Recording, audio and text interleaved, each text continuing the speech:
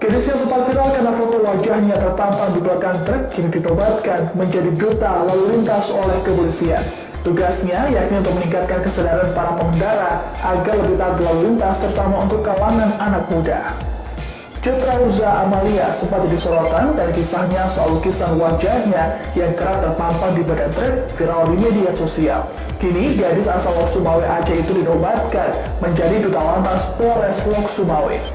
Dikutip dari Samnews.com, gadis yang dikenal dengan nama Pocut ini dilantik oleh Dirlantas Polda Aceh Kombes Pol Diki Sondani pada Senin 24 Mei kemarin.